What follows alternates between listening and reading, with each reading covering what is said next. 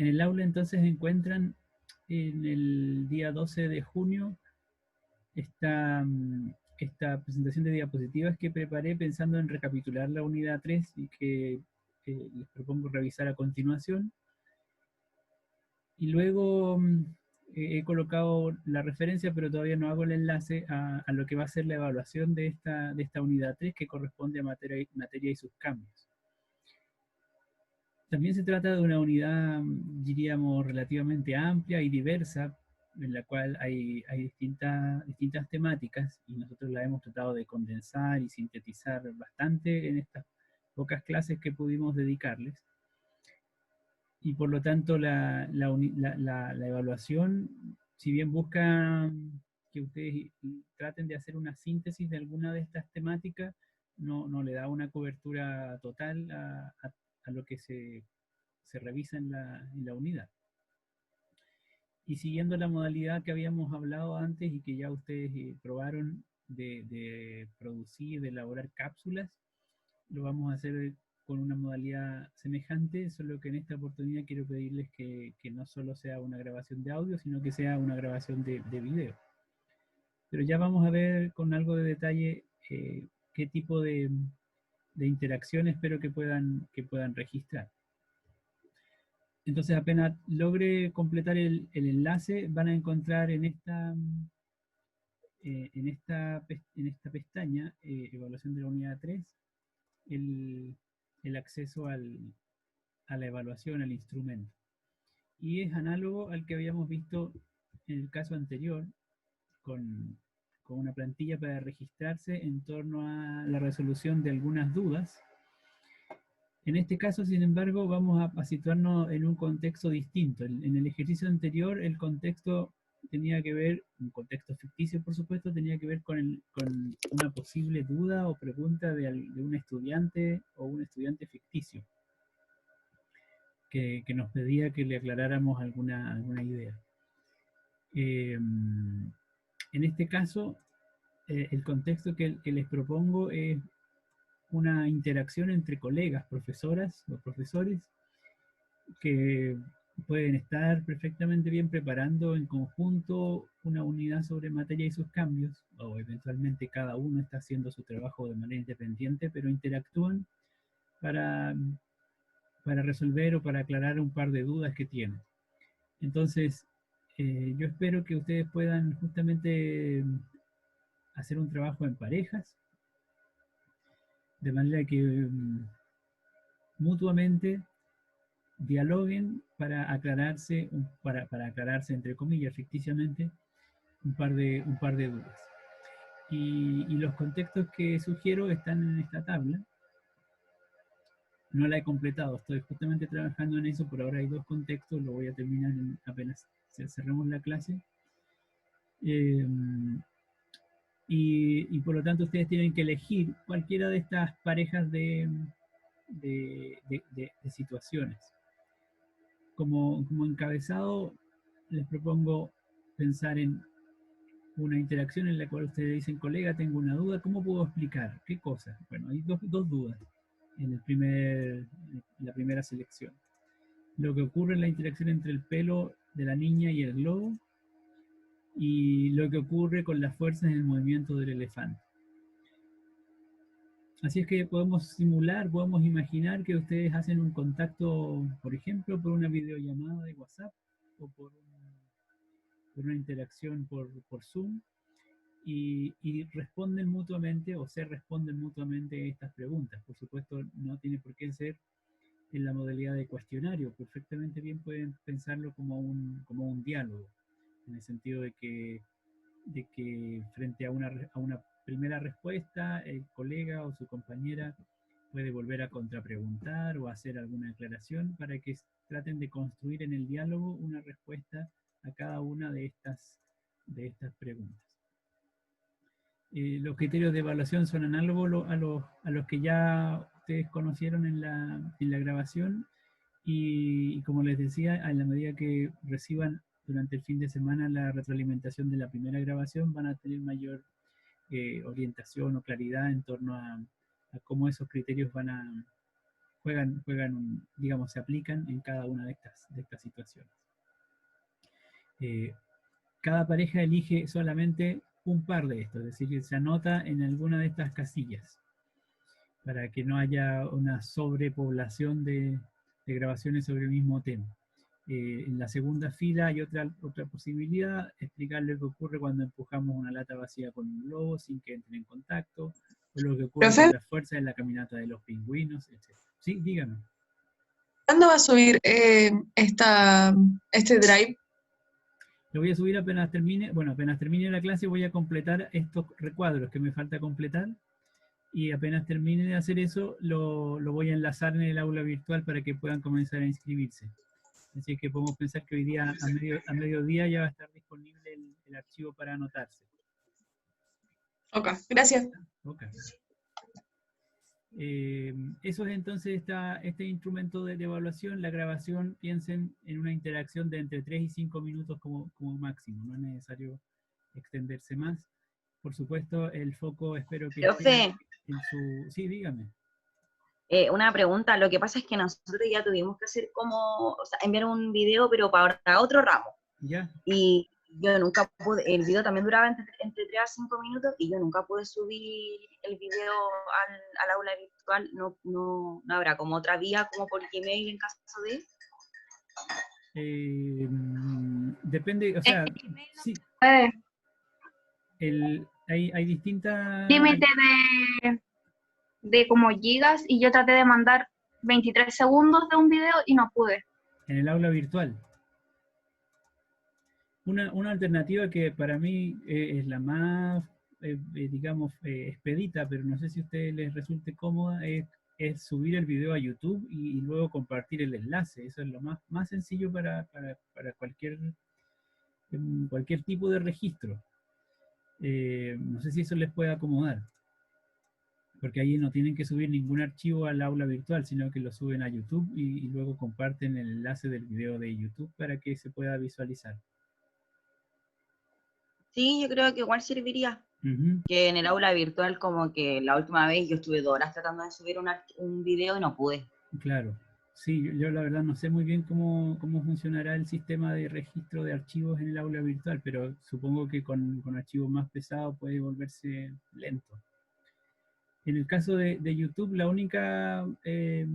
único cuidado que hay que tener es que cuando se sube el video, que es un proceso muy sencillo de 3 pasos o algo así, cuando se seleccionan las opciones de visualización, colocarlo ya sea como privado, no, perdón, como oculto o como público. Si es privado, nadie lo puede ver salvo ustedes. Si es que está oculto, lo puede ver cualquier persona a la cual ustedes le compartan el enlace. Y si es que es público, entonces por supuesto queda disponible para que lo encuentre cualquier persona en Internet. Entonces yo puedo colocar un buzón en el aula virtual en el cual ustedes lo que simplemente ingresan es el enlace del video y no tienen que subir el archivo. ¿De acuerdo? Eso puede facilitar incluso el formato porque hay celulares que graban en distintos tipos de formatos de video, por ejemplo. Y en el caso de YouTube, en general reconoce cualquier formato de video, por lo tanto se vuelve mucho más expedito acceder al registro. Bueno, ese es sí, dígame. Entonces es de a dos esto, ¿cierto? Uh-huh. Y como que van conversando acerca del tema y como que ambos van tirando información y así es. Esa sería mi sugerencia. No necesariamente tiene que ser así. Perfectamente bien usted podría decirle, bueno, Constanza, explícame qué es lo que ocurre en la interacción entre el pelo y el globo, y entonces Constanza le explica, y después Constanza le dice a usted, bueno, Yanira, entonces tú dime qué es lo que ocurre con la fuerza en el movimiento del elefante. Podrían hacer esa interacción así de sencilla, ¿no? No hay problema. Pero yo sugiero que intenten un diálogo en el sentido de que a partir de la pregunta inicial generen una respuesta y luego haya una breve interacción, de manera que la respuesta se pueda ir complementando y se pueda ir aclarando en la medida en que ustedes mismos van intercambiando ideas en torno a la pregunta. Ah, ya. Se explica entonces esto, lo del globo y el pelo, y además lo del elefante. Claro, Todo el cada, uno. en la grabación tiene que estar estas dos explicaciones. Ah, sí, En el caso de seleccionar esta ah, ya. alternativa, porque van a haber 6 alternativas para seleccionar. Ah, ya, ya, ok. Gracias. ¿Ya? Ok, de nada. Profe, Sí, pero es video, no audio. sí, video. Ah, ya.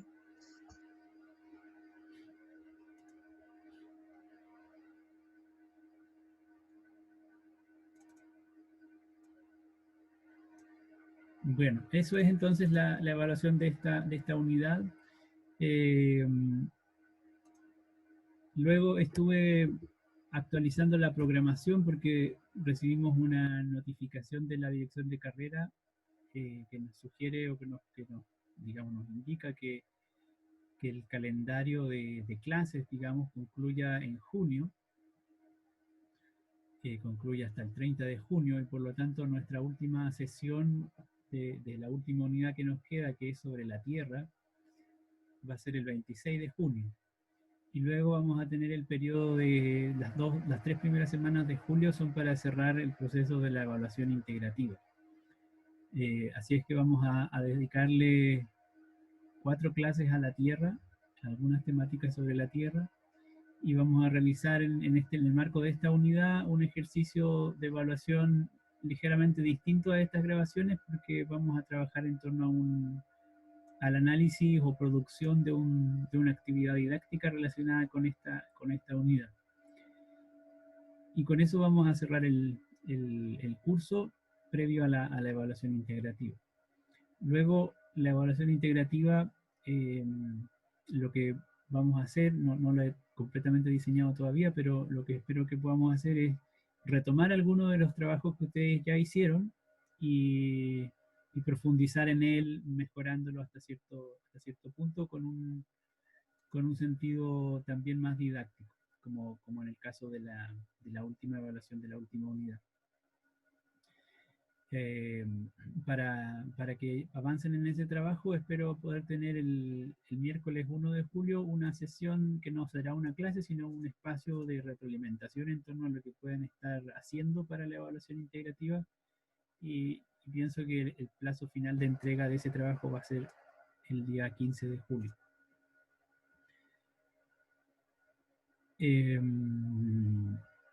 Eso es lo que viene, ¿ya? En el caso de la grabación, de esta unidad, les pido que la entreguen el viernes 19. Por supuesto, si tienen alguna dificultad y necesitan algo de flexibilidad con el plazo, no hay problema. Ustedes me escriben y lo resolvemos en la medida en que surja, digamos, la urgencia, ¿ya? Pero como les digo, no se compliquen por la cuestión técnica. Lo interesante aquí es poder tener registro del diálogo y de las ideas que ustedes puedan aclarar en torno a las temáticas de esta unidad. ¿Algún otro comentario o pregunta?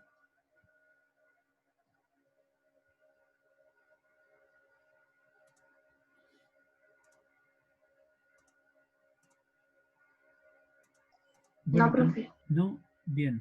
Bueno, como les decía, preparé unas diapositivas que son una especie de síntesis, de recapitulación de la unidad materia y sus cambios.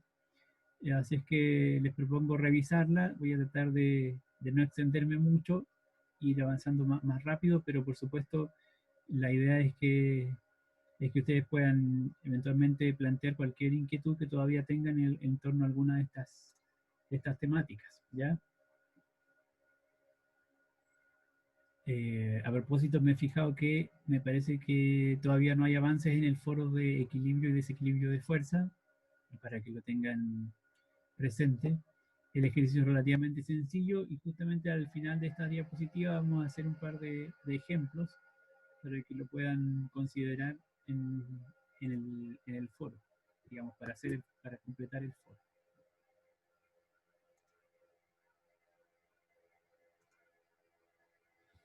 Bueno, vamos a recapitular entonces la unidad 3 sobre materia y sus cambios. Y esta unidad contiene básicamente cuatro temáticas que son primeramente la teoría atómica o una pregunta acerca de la estructura de la materia y las características de la materia. En particular nosotros hablamos de las características del átomo y a partir de las características del átomo algunas de las propiedades de la materia. Luego revisamos, considerando esas propiedades, revisamos algunos procesos o fenómenos de cambio de la materia, especialmente cambio físico y cambio químico, básicamente caracterizándolos y haciendo alguna distinción fundamental entre estos dos tipos de cambio, sin tampoco profundizar mucho en ninguno de los dos. Y a partir de esa comprensión de las características y transformaciones de la materia, nos aproximamos a la naturaleza eléctrica de la materia, que ya está de alguna manera incorporada en la descripción del átomo y de la estructura y de su estructura, para mirar o para analizar algunos fenómenos eléctricos que ocurren a nivel macroscópico, no a nivel atómico, pero sí a nivel de la materia a nuestra escala, y en particular los fenómenos eléctricos que llamamos de electrización o de electricidad estática. Esto porque no alcanzamos a revisar circuitos eléctricos, que es otra arista, otra parte de la electricidad. Sin embargo, los principios fundamentales de los circuitos eléctricos o de la corriente eléctrica son los mismos que están ya presentes en lo que revisamos en torno a electrización. Lo único que hay que agregar en el caso de los circuitos eléctricos es el movimiento de las cargas, el movimiento de los electrones. Y para finalizar la unidad abordamos el concepto de fuerza, especialmente en relación con la idea de relación o de una interacción entre objetos que producen ciertos tipos de cambios. Entonces, partiendo por el átomo, lo que dijimos es que contamos actualmente con una teoría atómica que responde a un cierto modelo atómico, a una cierta comprensión o concepción del átomo, es decir, de la estructura más básica sobre la cual se constituye o se conforman los materiales y las sustancias de cualquier tipo. Vimos que este modelo atómico es un modelo, por supuesto, provisorio, en el sentido de que como conocimiento científico está siempre sujeto a revisión, y de alguna manera la historia del concepto de átomo así lo muestra, dado que se han propuesto diversas representaciones y diversas configuraciones para el modelo atómico. En el modelo que podríamos decir es vigente, concebimos al átomo como una estructura fundamentalmente compuesta por tres tipos de partículas, que son subatómicas, dos de ellas organizadas o distribuidas en el núcleo, en el centro del átomo, y otra que se ubica y que se mueve alrededor del núcleo en forma de órbitas o en forma de nubes. Eso dependiendo del tipo de modelo que utilicemos como referencia. Las partículas fundamentales subatómicas son el neutrón y el protón, que están en el núcleo, y el electrón, que orbita alrededor del núcleo. Las características más distintivas de estas tres partículas subatómicas es que tienen masas muy distintas, especialmente si comparamos el protón y el neutrón con el electrón, dado que neutrón y protón son por lo menos 2000 veces, aproximadamente 2000 veces más masivos que el electrón. Y por otra parte, y esto es lo crucial, es que especialmente el protón y el electrón cuentan con una característica, con una propiedad fundamental de la materia, un rasgo fundamental de la naturaleza, que es que interactúan de cierta forma particular. Y esa interacción implica que cuando dos protones se acercan mutuamente, entonces tienden a repelerse, y cuando dos electrones se acercan mutuamente tienden a repelerse o alejarse uno del otro. Y en cambio, cuando se acerca un protón con un electrón, tienden a atraerse mutuamente. A diferencia de protón y electrón, el neutrón no presenta ese comportamiento, no es atraído ni repelido por ninguna otra partícula. Bueno, y esta capacidad o esta propiedad de atracción, cuando las partículas son distintas, y de repulsión cuando las partículas son iguales, es lo que asociamos a la carga eléctrica. Arbitrariamente, y de manera en el desarrollo histórico de la idea de carga eléctrica, se le asignó carga positiva a algún tipo de material y carga negativa a otro tipo de material. De manera que positivo y negativo en último término reflejan o expresan esta propiedad fundamental, la idea de que hay una carga positiva en una partícula subatómica, específicamente en el protón, y la idea de que hay carga negativa en los electrones.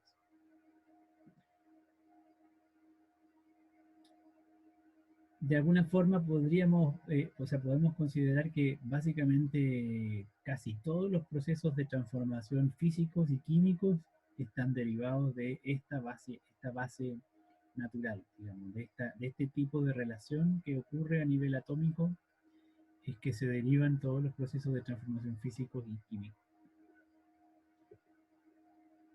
Vimos que los átomos, bueno, este modelo de átomo que teníamos, de alguna manera nos sirve para modelar cualquier tipo de materia o de sustancia que encontramos en la naturaleza. Específicamente, los átomos corresponden a lo que llamamos elementos químicos. Son los elementos químicos la base de cualquier sustancia material en el universo. Y en la medida en que los átomos se distinguen unos de otros, entonces aparecen distintas propiedades para cada uno de los elementos. Los átomos se pueden encontrar desde el más simple posible, como es el hidrógeno, que contiene básicamente un protón y un electrón, hasta elementos mucho más complejos con varios cientos de neutrones y de electrones. En este caso hay solamente 4 ejemplos relativamente simples, hasta el neón, que tiene 10 protones en el núcleo, y tiene en este caso 10 electrones en los orbitales. Lo importante entonces es considerar que en la medida en que cambia la estructura del átomo, cambian las características o las propiedades de la sustancia a la cual corresponde, de la materia a la cual corresponde. Y esa sustancia básica es lo que llamamos elemento químico, que tiene sus propias características. Todas ellas entonces derivadas básicamente de esta estructura interna, tanto a nivel del núcleo como a nivel de electrones. Mencionamos que de manera general los átomos en la naturaleza se encuentran en estado eléctricamente neutro, básicamente porque la mayoría de ellos tiene tantos protones como neutrones. Y dado que la carga eléctrica de protón y electrón son las mismas, pero de signos opuestos, entonces si es que se encuentran en la misma cantidad, se anulan. Y por eso decimos que los átomos en general son neutros. Si un átomo de hidrógeno tiene un protón y es neutro, entonces tiene un electrón. Un átomo de litio tiene 3 protones. En estado neutro, este átomo tiene 3 electrones. En el caso del neón, si tenemos 10 protones en el núcleo, en los orbitales tenemos 10 electrones. Eso hace del átomo de neón un átomo neutro. Y en general, en la naturaleza, el neón se encuentra de esta forma, en estado neutro, como un átomo neutro, eléctricamente hablando. Puede ocurrir, sin embargo, que en algunos procesos de transformación o de reacción, los átomos de un elemento que pierdan o ganen electrones, y en ese caso hablamos de átomos ionizados. Básicamente porque se produce un desbalance entre la cantidad de protones y la cantidad de electrones. Por supuesto, cuando un átomo se ioniza, el cambio se produce a nivel de electrones. porque si ocurriera a nivel de protones, entonces cambiaría el elemento químico. Y no es el caso, ¿ya? En este ejemplo, se trata de un átomo de oxígeno ionizado, básicamente porque tiene más protones que electrones. Vimos que la materia entonces, a partir de sus constituyentes básicos, que son los átomos de los elementos químicos, se organiza en un primer nivel en forma de moléculas, que no es otra cosa que la unión de átomos, ya sea del mismo tipo de elemento químico o átomos de distintos tipos de elementos químicos. Y esas moléculas se reorganizan o se clasifican más bien en función, bueno, hay distintos criterios, pero un posible criterio de clasificación es en términos del tamaño de la molécula y de su complejidad, y de ahí entonces se derivan moléculas, macromoléculas, en general orgánicas, que son aquellas que tienen carbono y enlaces de hidrógeno, y otras moléculas discretas que son relativamente pequeñas, que tienen un número acotado de átomos. En cualquier caso, moléculas macromoléculas o moléculas discretas, en general se trata de moléculas que tienen distintos tipos de átomos. Sin embargo, también, por supuesto, podemos encontrar moléculas discretas que tienen solamente un tipo de átomo. Es el caso, por ejemplo, del oxígeno que está en el aire. El oxígeno que tenemos en el aire, que nosotros respiramos, es un oxígeno que se encuentra en la forma de una molécula discreta compuesta por 2 átomos de oxígeno. Otro ejemplo de molécula discreta, el caso del agua.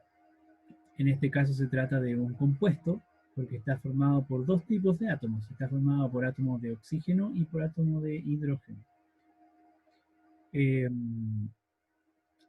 Aquí es importante tener presente para nuestra comprensión y también cuando pensemos en usar representaciones de este estilo para enseñarlo a nuestros estudiantes, es que estamos haciendo cambios de modelos y de niveles de organización, y por lo tanto también estamos cambiando en la escala de la materia, en la escala de tamaño de la materia, y eso se ve reflejado en los modelos, porque en este ejemplo tenemos un átomo de oxígeno donde las esferas representan partículas subatómicas.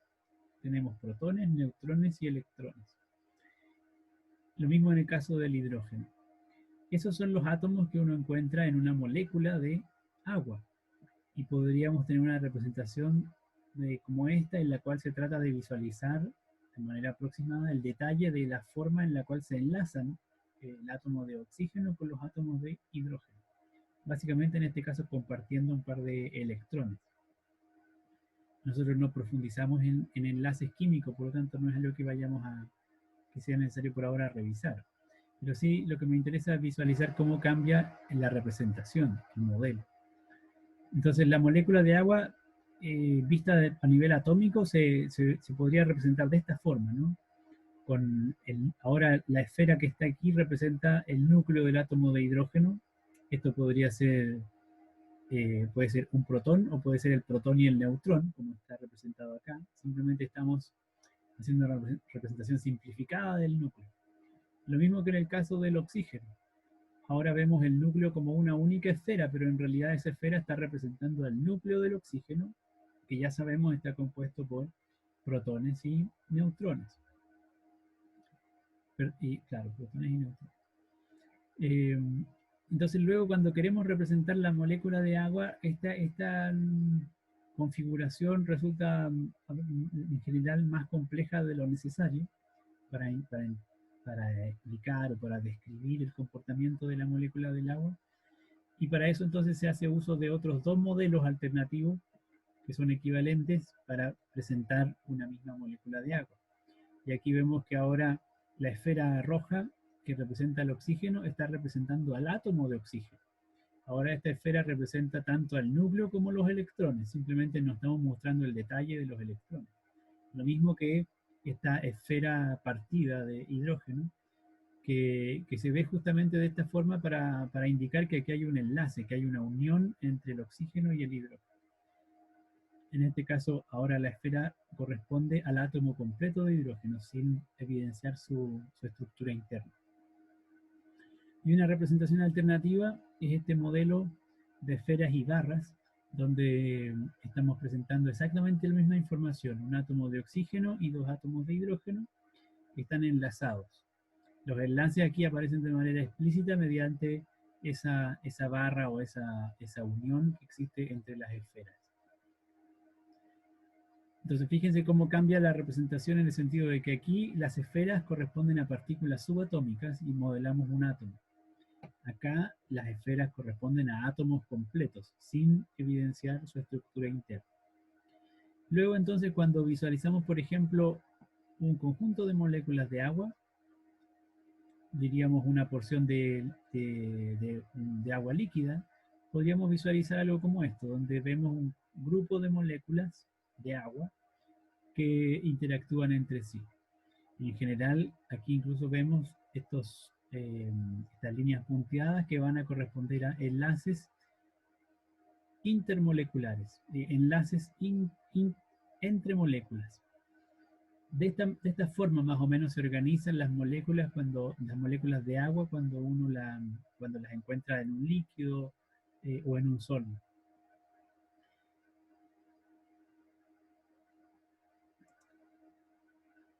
Dijimos de las moléculas que básicamente son agrupaciones de átomos y así como los átomos son estructuras eléctricamente neutras, entonces también ocurre que las moléculas son estructuras eléctricamente neutras en general. Lo único que está pasando a nivel de partículas eléctricamente cargadas, como en este ejemplo, es que se comparten algunos electrones o se produce algún tipo de unión entre las capas orbitales. Pero no cambia el número de electrones ni cambia el número de protones, por lo tanto se trata de partículas neutras y en su conjunto la molécula también es eléctricamente neutra. Lo que sí puede pasar, y esto en el caso del agua es fundamental, como vemos en esta geometría, es que los electrones se pueden redistribuir de cierta forma, se mueven hacia un núcleo más que a otro. De esa forma entonces ocurre que puede ocurrir, o sea que ocurre de hecho en el caso de la molécula de agua, que los electrones están como cargados hacia una parte de la molécula. En particular, en este caso vemos que los electrones están cargados hacia el núcleo de oxígeno. Por eso la molécula de agua tiene un lado que es más negativo, que es el lado del oxígeno, y un lado que es más positivo, que es el lado del hidrógeno. No es que tenga carga eléctrica neta la molécula, sino que la carga dentro de la molécula, los electrones dentro de la molécula se distribuyen de manera que tiene un lado más negativo que el otro es más positivo. Básicamente porque los electrones se mueven hacia el núcleo, se acercan más hacia el núcleo del átomo de oxígeno. Bueno, y esta característica hace que la molécula de agua sea particularmente importante justamente cuando interactúa con otras sustancias. Dada esta diferencia de polaridad entre un lado de la molécula y el otro, justamente las moléculas del agua juegan un rol central, por ejemplo, como disolvente. Es justamente esa diferencia de polaridad que existe en la molécula que le facilita su interacción eléctrica con otras sustancias. Y eso es la razón por la cual el agua es el disolvente que llamamos universal. Justamente tiene ese rasgo. Profe, le queda Sí. un minuto. Un minuto, bien, muchas gracias. Entonces vamos a ver esta última y cerramos esta parte. Las moléculas, cuando las encontramos entonces en las sustancias materiales, se agrupan de distintas formas y eso es lo que conocemos como estados físicos o estados de agregación. Los principales, sólido, líquido, gaseoso y plasma, y la diferencia fundamental entre ellos es que las moléculas tienen mayor o menor grado de movimiento. En el sólido, mínimo grado de movimiento, de desplazamiento, están muy unidas unas con otras. En el líquido, un nivel de movimiento intermedio, en el sentido de que hay uniones entre moléculas, no se pueden en general escapar unas de otras, sin embargo, hay relativa flexibilidad para desplazarse y para moverse de estas moléculas. Y en el cambio, en el caso gaseoso, las moléculas tienen plena libertad y están separadas unas de otras para para moverse. Piensen nuevamente, en este caso las esferas ahora representan moléculas. Fíjense cómo volvemos a cambiar el modelo. Aquí las esferas representan átomos dentro de una molécula. Por lo tanto, la molécula de agua tiene estas 3 esferas.